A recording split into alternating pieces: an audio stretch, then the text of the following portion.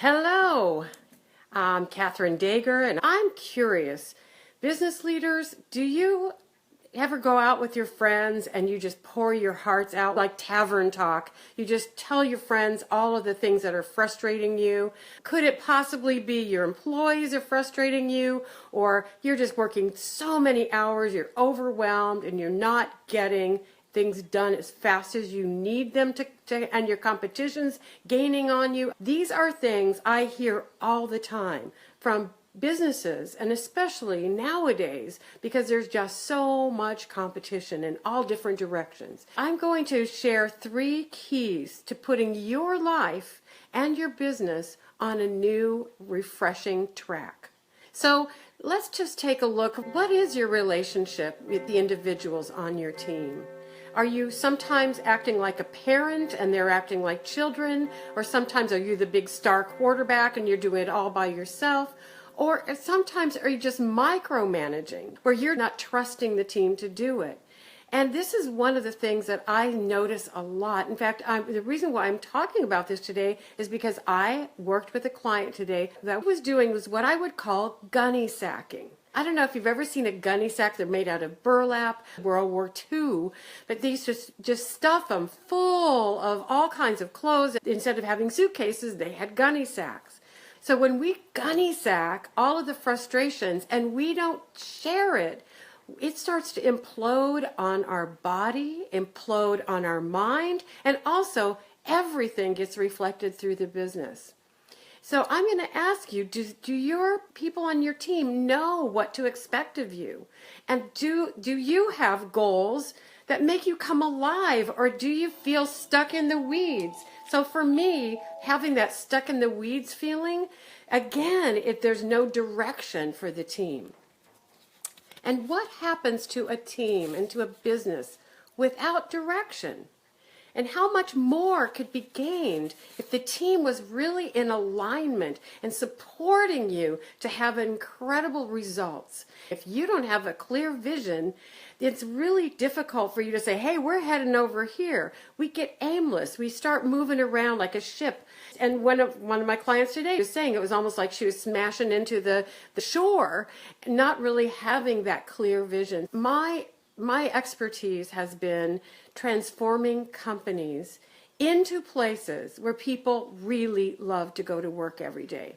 And it's amazing how many companies don't really have a clear vision. When we start to get everyone aligned behind the vision, amazing things happen. If you can imagine, if people want to double their sales and they start asking their staff, what are your ideas? What could we do? And guess what? They get ideas. We are focused on taking all of these skills, all of these tools, and there's a step-by-step structure in doing this. And to me, structure gives you freedom. And if you're just haphazard and, again, aimless, it's not going to happen quickly. It may happen, you might bump ahead, but it's going to be that you're bashed against the rocks instead of going straight to the exact results that you want. I did a live program and it was absolutely great. We got everybody into creating a new vision. And many of these owners have owned their businesses for 30 years, but their vision had gotten old. So it was exciting to get all of these 12 companies on, and we just had the greatest time. So here's the other thing, that if you know where you're going, then you've got to put the line in the sand as a leader and say, hey, if you're coming with me, great. And if you're not willing, and let me ask you this. Have you ever attempted to make an unwilling person willing? Does it work? No. If a person's unwilling, that really need to take some action and say, hey, that behavior is not acceptable. We don't do that here. But if we're not clear and we don't have a structure, guess who wins? They do. And then who suffers? You do. And then it spreads out like the rotten apple syndrome. So my clients used these 3 tips and completely shifted it around. But better yet, they now have some new powerful skills. And those skills are going to last forever. And guess what's going to happen to their business? First of all, don't gunny sack. If you stuff your emotions, if you are not going to express something that's not working well for you, it's going to implode in your body. Your business will reflect it. Your mind will be consumed by it. When we go into judgment, we're actually judging that person. And when you judge, how many fingers are pointing at them and how many back at ourselves? So very often we see something in another person that triggers something inside of us. But if we don't clear it and if we don't express it, then what are we communicating non-verbally to that person? Think they're doing it well. And that's where the defensiveness comes from. Well, you didn't say anything to me. Well, I didn't know. And then here's the thing. We really want to equip you with a feedback formula that has a win-win result so that both parties win. You find out what's going on with them and you find out ways to support them in making things go well. They also joyfully give you feedback as well. Wouldn't that be great? So now the communication and the relationship is healed. And that's the other big part. There's a way to give, so the second tip is give feedback in a neutral behavioral format. In other words, if you say, like what she had done before, you're not being a team player, well, how many ways can that be interpreted? And what is it that she wanted to see differently? Well, what we want to see or hear is what we call behavior. So behavior is what you can see or hear. And so if you give feedback in terms of behavior, when you came in and I asked you to get this done, you rolled your eyes and you crossed your arms. And then you didn't even communicate, yes, I'll get it done. And then you walked away and it didn't get done. Now that's behavior. And if a person cannot refute that they rolled their eyes, they crossed their arms, so the feedback is paint a picture so they can see their behavior. And it is neutral. There's no judgment in that, which is great because what people react to emotionally is when they feel judged. So the formula is really important. And so here's another big tip. Start off giving feedback with I saw or I heard, so that it helps you get your brain into what I saw and heard. And this does take some practice. It takes some skill. And this is what when we equip our managers and leaders and teams with that kind of skill, they just rock it because they know what good looks like.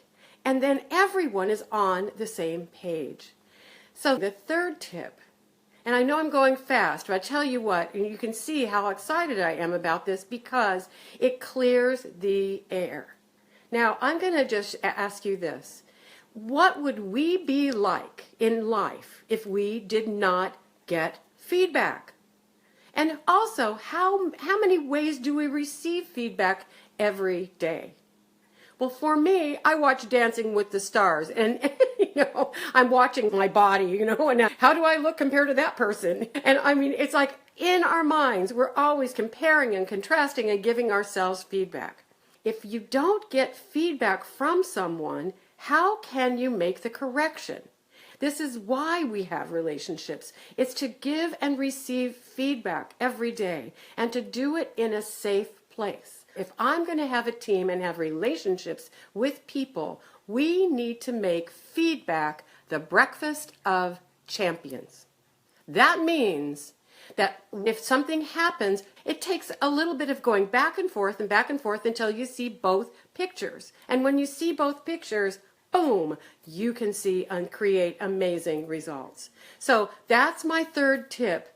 Make it safe. Encourage feedback. Encourage receiving feedback as well as giving it. And there's nothing to be ashamed about or defensive about. It's just another person's perception. And also, when I got my master's in psychology, we learned so much that receiving feedback, when companies have this format and they know how to give feedback in terms of behavior, rather than opinions or judgment or blame, It's just a beautiful environment. And then people are safe. They feel safe to make suggestions. They start innovating, collaborating joyfully. And they jump up and they know that they aren't going to be blamed or chastised or judged in any way. And that they can have the freedom of self-expression. And when you've got everyone aligned toward a common goal, you're a team, a real team. And that gives you tremendous power. And I'm going to say, with statistics that we've found from Forbes and from Gallup polls, it looks like 54 to 60% of employees are miserable in their jobs. And so much of that starts at the top. Our first focus is to get the leaders shifting into go for the dream, go for what it is you really want to create, because that's what life is all about. Then get the people that can support that right behind you, and then you can support them. And if feedback is part of your environment, of your culture, it becomes rich with opportunities to continue to grow and learn from each other, just like our most intimate relationships. So important. Nobody does things like I have been doing them. So if you have some topics that you would suggest, I would love to do that for you. All over the world where people are loving what they're doing. And they're doing it with a great way of expressing themselves, and that they can't wait to go to work every day. Can you imagine creating that life for everyone? That is my goal. It's a big one, but I'm on my way. So please be with me at the webinar and share this with other people. And if you have any comments, I'll be listening too. So thank you so much for joining me today.